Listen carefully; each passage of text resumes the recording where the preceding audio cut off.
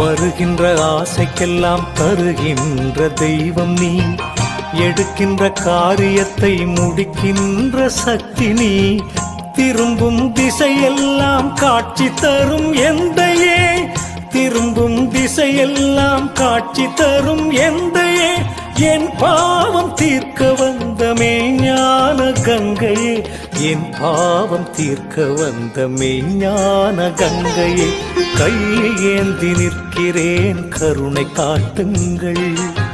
பொய்யான வாழ்வை மாற்றி புனிதனாக்குங்கள், கையை ஏந்தி நிற்கிறேன் கருணை காட்டுங்கள்.